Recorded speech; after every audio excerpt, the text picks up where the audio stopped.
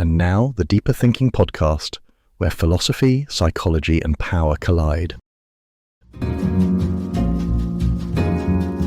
Welcome to the Deeper Thinking podcast. This episode explores the paradoxes, ethics, and existential stakes of nuclear weapons, arguably the most consequential force humanity has ever unleashed. Rather than a simplistic polemic for or against nuclear deterrence, this discussion takes a measured, deeply philosophical approach to the dilemmas that have shaped nuclear policy for nearly 8 decades. From the dawn of the atomic age in 1945 to the near misses of the Cold War, from the fragile logic of deterrence to the growing risks posed by emerging nuclear states and autonomous military systems, we trace the evolution of nuclear strategy and its moral implications.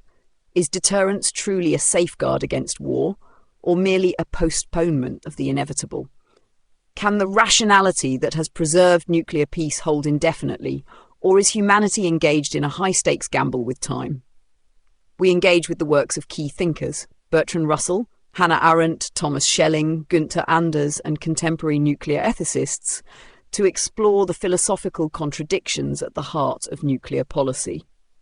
We also examine the human side of deterrence, the decision-makers who have stood on the brink of catastrophe, the soldiers and strategists who live under the weight of this responsibility, and the psychological mechanisms that allow civilization to coexist with the possibility of its own destruction. Whether you are well-versed in nuclear strategy or approaching these ideas for the first time, this episode offers a thought-provoking deep dive into one of the most urgent and yet unsettlingly overlooked questions of our time.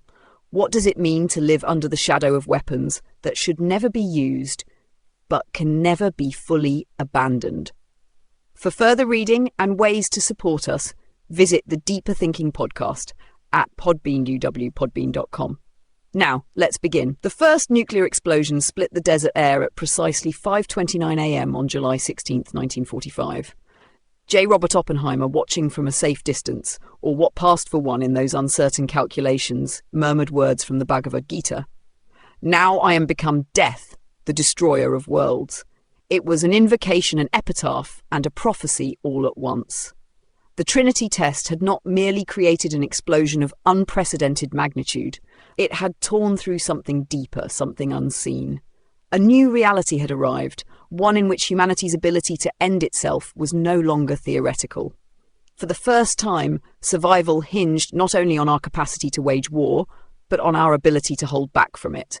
This shift, the movement from war as an instrument of power to war as an existential threshold, redefined statecraft, philosophy, and human vulnerability. In every previous age, political conflict was ultimately a question of force. The side with the greater army, the stronger economy, the better strategy would emerge victorious. The nuclear bomb unmade this equation. Victory in its presence became meaningless, indistinguishable from defeat. If the primary function of nuclear weapons is to prevent their own use, they are unlike any weapon that has come before. They belong to a category closer to mythology than to military hardware. Objects that derive their power not from destruction, but from the promise of destruction deferred. But deferred until when? The uneasy peace of deterrence rests on the assumption that rational actors will always choose survival over annihilation, that the logic of mutually assured destruction functions as a safeguard against catastrophe. Yet history is a testament to miscalculation, to impulsive choices, to the failure of rationality in the most critical moments. The Cuban Missile Crisis lasted 13 days, but at its core it was the product of one erroneous assumption, that the Soviet Union would not place nuclear warheads in Cuba. The 1983 Soviet nuclear false alarm came down to the intuition of a single officer, Stanislav Petrov, who chose not to retaliate based on a hunch that the US first strike detected by Soviet radars was a computer error. Again and again, history suggests that nuclear war is not a question of political will, but of statistical inevitability. How many near misses can accumulate before probability catches up? Nuclear weapons, then, are not simply a military issue, nor even a political one. They are a philosophical crisis. They force us to confront the fragility of our survival, the ethical paradox of a peace built on perpetual terror, and the psychological strain of living in a world where destruction is always one decision, one miscommunication, one system failure away. To think about nuclear weapons is to think about the nature of control itself, who has it, whether it exists, and whether it can be trusted. The doctrine of nuclear deterrence is often presented as a paradoxical triumph of human reason, a system in which the sheer horror of war ensures its absence. Yet beneath this veneer of cold logic lies a framework that is inherently unstable, a high-stakes gamble disguised as a rational strategy. The central premise is simple. If two nations possess nuclear weapons and the ability to retaliate even after suffering a first strike, then neither will launch an attack. This is the principle of mutually assured destruction, a phrase that, in its starkness, contains both the promise of peace and the spectre of oblivion. But deterrence is not a static condition. It is a performance, one that must be continuously enacted, signalled, and believed. The moment an adversary begins to doubt a nation's willingness to use its weapons, the entire edifice crumbles. This is the logic behind nuclear posture, behind missile tests in the open ocean, behind veiled threats delivered through diplomatic channels. A nation must appear not only capable of destruction but willing to unleash it. The implications of this are staggering. It means that peace under deterrence is maintained not by security but by the perpetual preparation for war. The world is stabilized not by trust but by fear, a balance that by its nature remains precarious. Philosophers from Thucydides to Hobbes have long argued that fear is the ultimate force in international relations, the driver of alliances, arms races, and preemptive strikes. Yet nuclear fear is of a different order, something closer to metaphysical dread. In previous eras, war was a mechanism for resolving disputes, however brutal. In the nuclear age, war ceases to be a means to any political end. A full-scale nuclear conflict does not conquer, does not liberate, does not reshape the world in the way past wars did. It annihilates. It reduces civilization to dust and radiation, rendering borders, ideologies, and historical grievances meaningless in the instant they are incinerated. And yet, the weapons remain. States that possess them are caught in a cruel contradiction. They cannot afford to disarm, lest they become vulnerable. Yet the longer the weapons exist, the greater the risk of their eventual use. The longer a system relies on deterrence, the more likely it is to fail. This is the paradox that Bertrand Russell recognized when he described the nuclear balance as a long-running death sentence suspended from day to day by nothing but chance and frail human judgment. We do not live under the promise of peace, but under a deferred catastrophe, a catastrophe that will remain only theoretical until one day it is not. The moral weight of nuclear weapons is unlike that of any previous tool of war. Their use is not merely a matter of military strategy, but a fundamental rupture in ethical reasoning. Just war theory, which has guided moral discourse on conflict for centuries, falters in the face of nuclear arms. The principles of proportionality and distinction, enshrined in the Geneva Conventions and foundational to ethical warfare, are rendered meaningless when the scale of destruction is absolute. A nuclear strike does not discriminate between combatant and civilian, between infrastructure and human life. It does not leave the possibility of occupation, reconstruction, or reconciliation. It negates the very idea that war, however tragic, can be bounded by ethical constraints. This is why nuclear weapons have been described by philosophers like Hannah Arendt as a break with history, an introduction of an entirely new category of violence that defies the traditional grammar of war and politics. Arendt argued that nuclear weapons, in their sheer destructiveness, nullify the distinctions between war and peace, victory and defeat. In previous conflicts, nations sought to impose conditions upon their enemies, to extract concessions, to shift the balance of power, but a nuclear war would impose nothing but silence. The absolute destruction it entails is so extreme that it escapes the realm of meaningful political calculation, and yet states continue to treat nuclear arsenals as instruments of policy, as though they were simply a more powerful version of the weapons that came before. Even those who defend nuclear deterrence on strategic grounds must confront the inescapable ethical dilemma. Is it morally justifiable to rely on a system that threatens the annihilation of millions? Proponents of deterrence argue that nuclear weapons prevent war by making the costs of aggression unthinkable. But this argument rests on a deeply uncomfortable premise that peace can be secured only by maintaining the credible possibility of mass death. If nuclear deterrence functions as intended, the threat is never acted upon, but the threat itself must be real, which means that every nuclear state must be prepared under the right conditions to carry out an act of unprecedented destruction. The psychological burden of this reality is immense. For those with their fingers on the button, the knowledge that they may one day be called upon to initiate the end of civilization is an existential weight few can bear. During the Cold War, nuclear launch officers spoke of the surreal dissonance between their training and the unthinkable scale of what they were preparing to do. Some, like the Soviet officer Vasily Arkhipov, intervened in moments of crisis to prevent catastrophe. But reliance on individual restraint is not a safeguard. It is a fragile, unpredictable variable in a system that demands infallibility.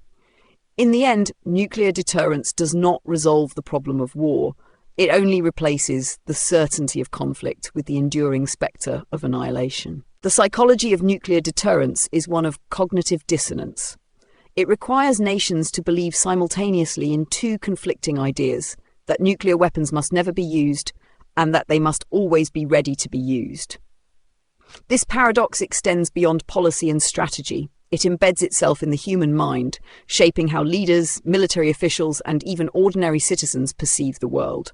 The philosopher Jean-Paul Sartre once wrote that the condition of modernity is one of living with an awareness of potential catastrophe, a condition he believed would inevitably alter human consciousness.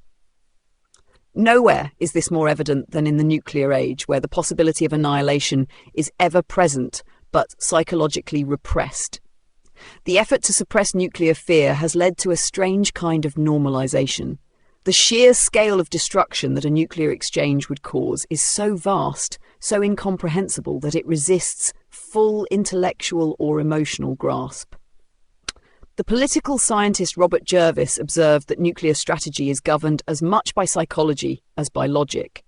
If leaders truly absorbed the horror of nuclear war, if they allowed themselves to contemplate the reality of cities turned to ash, of irradiated wastelands stretching across continents, of the collapse of civilization itself, they would be paralyzed.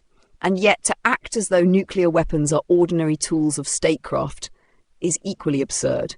The mind oscillates between these two poles, never fully reconciling them, never fully comfortable with either. This psychological dissonance extends to the broader public.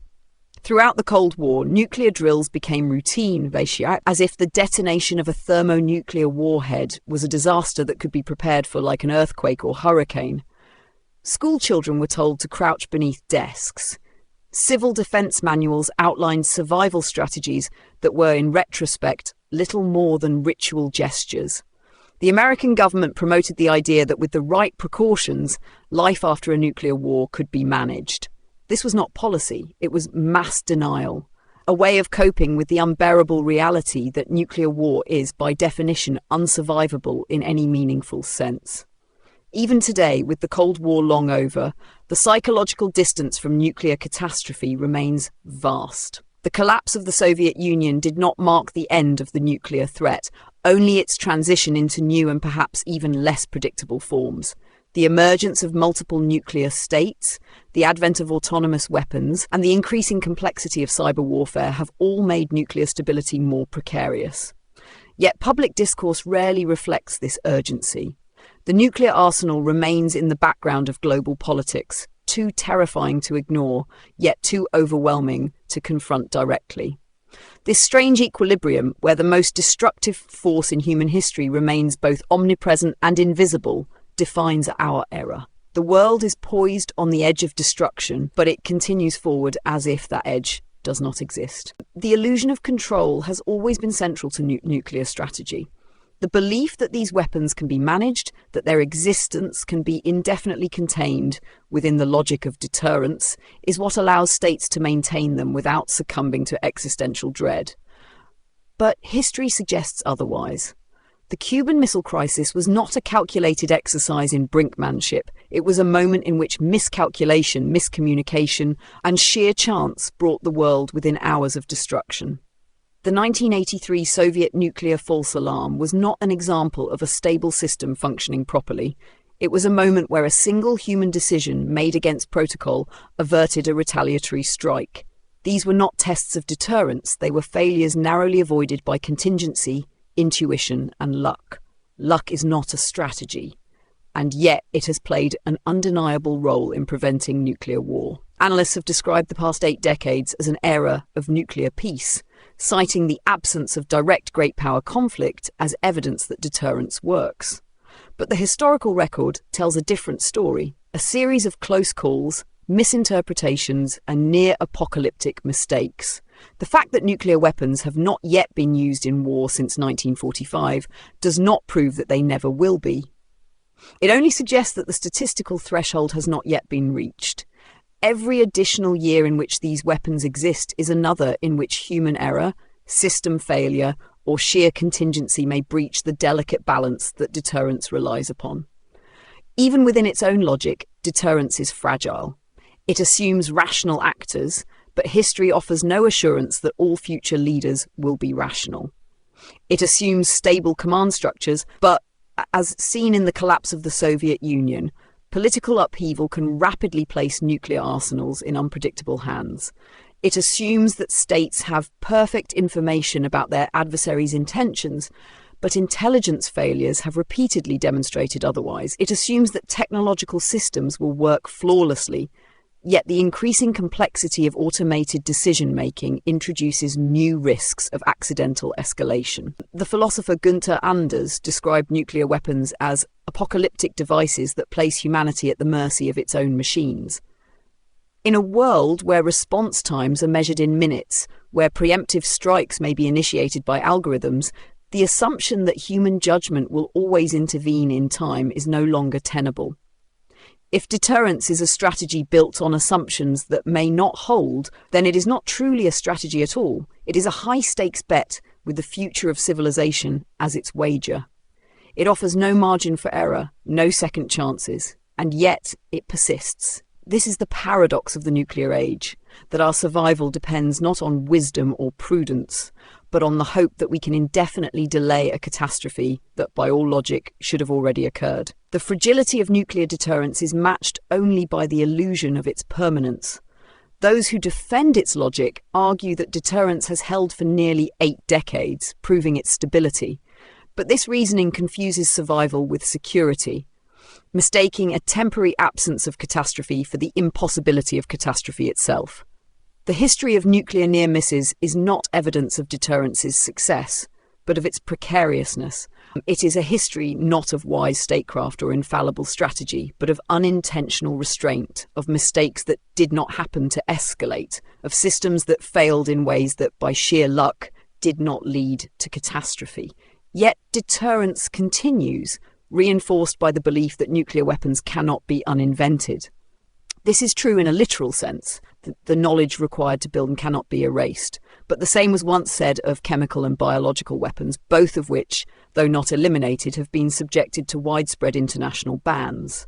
The difference is that nuclear weapons are not merely another category of military technology. They are entangled with the very structure of global power. To possess them is to wield not just military strength, but existential leverage. Disarmament, even in principle, threatens to upend this balance, making it a political impossibility, regardless of its ethical necessity. But ethics cannot be dismissed so easily. If nuclear deterrence is justified by the claim that it prevents war, then it must also bear the burden of its own moral contradiction, that it secures peace only by threatening an act of violence so extreme that it defies the very concept of justice.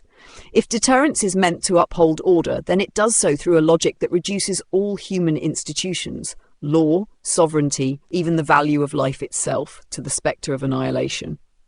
What, then, does it mean to live in a world where peace is contingent upon the perpetual readiness to commit mass destruction? Hannah Arendt warned that nuclear weapons had introduced an entirely new form of political reality, one in which humanity's survival depended not on governance, diplomacy, or reason, but on the indefinite maintenance of a terror that could never be acted upon. In this sense, deterrence is not merely a strategic doctrine, it is a psychological state, an existential condition. It requires a civilization that can sustain itself on fear, that can normalize the unacceptable without fully confronting it. But history suggests that no system predicated on indefinite fear can last forever. Deterrence demands stability, yet it rests on a foundation of unpredictable actors, imperfect systems, and the permanent deferral of catastrophe. It is not a strategy for avoiding disaster, only for postponing it. The question that remains is whether we are postponing the inevitable or whether we have already set it in motion. The impossibility of nuclear war and the inevitability of nuclear war exist in tension with each other. For decades, policymakers, military strategists, and philosophers have wrestled with this contradiction, attempting to reconcile the idea that nuclear weapons have prevented global conflict with the knowledge that their very presence ensures its potential return. This contradiction is not merely a quirk of deterrence theory. It is embedded in the logic of the nuclear age itself. A system designed to maintain peace through the threat of absolute destruction cannot be sustained indefinitely without either breaking apart or collapsing into the very catastrophe it seeks to prevent. The longer nuclear weapons exist, the greater the likelihood that they will be used. This is not a statement of ideology, but one of probability. Given enough time, every system fails. Given enough crises, every deterrent weakens. The history of nuclear weapons is a history of close calls, misunderstandings, and last-minute restraint, but it is also a history of continuous proliferation, of states that have, decade by decade, gained access to nuclear technology, each new actor introducing new risks, new uncertainties, new possibilities for miscalculation. The belief that deterrence has worked thus far assumes that it will work forever. It assumes that there will always be a Stanislav Petrov in the right place at the right time, always a moment where reason intervenes before catastrophe unfolds. But history offers no such guarantees. Some argue that deterrence is not a temporary arrangement, but a permanent feature of the modern world. That the nuclear balance, however fragile, is the best we can hope for. Yet this view ignores the ways in which deterrence itself evolves. What was once a bipolar standoff between the United States and the Soviet Union has given way to a multipolar nuclear order, one where strategic stability is harder to maintain, where smaller nations with fewer safeguards now hold arsenals capable of triggering a global crisis. New technologies, autonomous weapons, cyber warfare, hypersonic missiles have already begun to erode the clarity that deterrence relies upon. The ability to strike without attribution, to disrupt nuclear command structures, to introduce uncertainty into an already fragile system. These are not hypotheticals. They are the conditions of the present, and they make the risks of deterrence failure more acute than ever before. The philosopher Gunther Anders argued that nuclear weapons had placed humanity in a situation for which there was no precedent, no historical framework to draw upon. They had introduced an existential condition in which the survival of civilization depended not on its ingenuity, its morality, or its institutions, but on the continued absence of a single event. The world does not have to choose nuclear war, it only has to fail to prevent it once. And in a world where deterrence is based on an ever-growing web of complexity, that failure is not merely possible, it is waiting, unclaimed, in the future. The persistence of nuclear weapons in global politics is not merely a matter of strategy or security, but of inertia. Nations that possess them do not do so because they actively seek war, nor because they lack alternatives, but because the systems that sustain them, political, economic, military, are self-reinforcing. Nuclear arsenals are not simply weapons. They are institutions, embedded within bureaucracies, safeguarded by layers of strategic doctrine, funded by budgets that, once established, take on lives of their own. To dismantle them would require a political and psychological transformation as profound as their initial creation. The philosopher Jacques Derrida once wrote that nuclear war is a war without war, an event that exists permanently in the future without ever occurring. His point was that the meaning of nuclear weapons is not found in their use, but in their presence, the way they structure thought, decision-making, and history itself. Unlike conventional weapons, which serve military objectives, nuclear weapons serve as symbols, deterrence, and political leverage. They are less about warfighting than about world-shaping, influencing alliances, rivalries, and global power dynamics. The doctrine of deterrence ensures that nuclear weapons are maintained not because nations expect to use them, but because they cannot afford to be without them in a world where others possess them. This logic, however, contains within it an inherent flaw. It assumes that deterrence is an indefinite condition rather than a temporary equilibrium. The Cold War was defined by two superpowers locked in a precarious standoff, each restrained by the knowledge that a direct conflict would mean mutual destruction. But the world has changed. The rise of new nuclear states has introduced unpredictable elements into the equation. Regional rivalries, ideological conflicts, and asymmetric warfare all complicate the once simple logic of deterrence.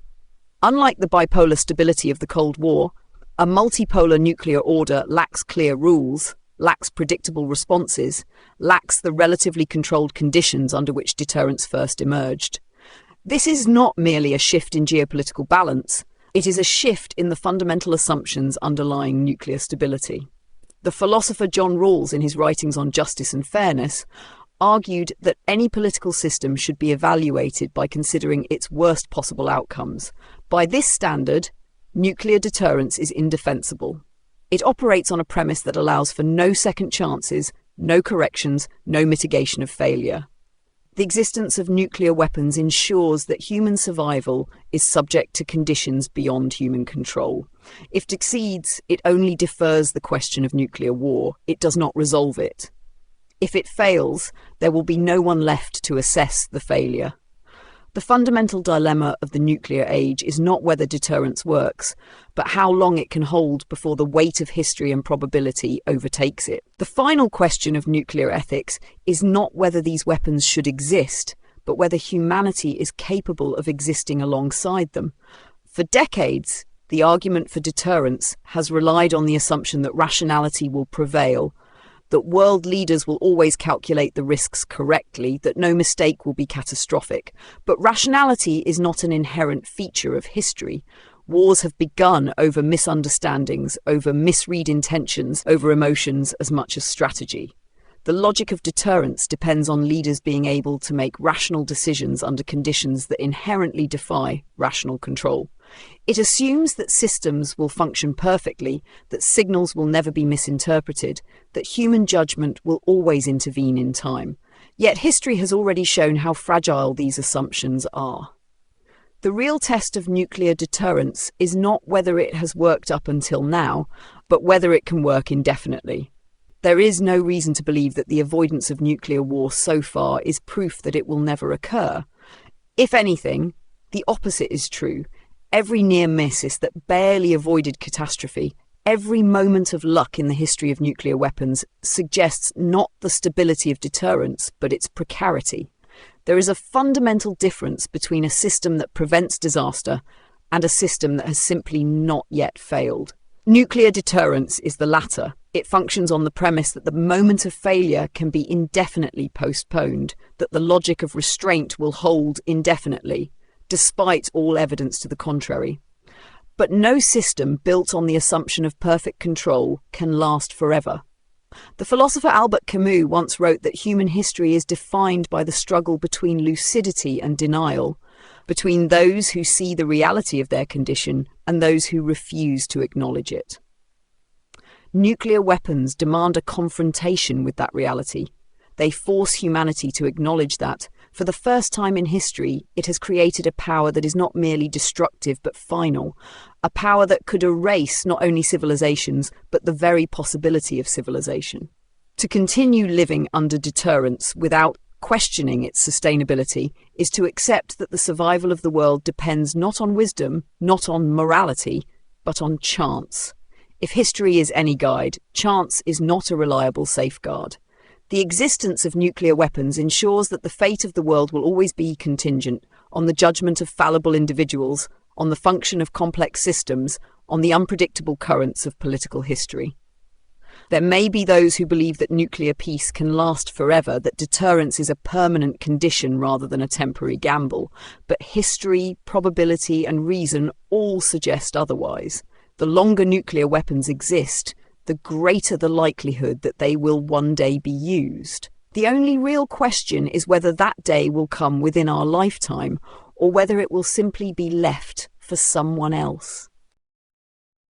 Until next time. This episode of the Deeper Thinking podcast was written, produced and researched by Benjamin James. It was read by Holly, a digital narrator. For further reading, resources and a chance to support the show, visit the episode webpage, where you'll find book recommendations, key topics to explore, and a way to buy me a coffee. And if you enjoyed this episode, please consider leaving a review on your preferred platform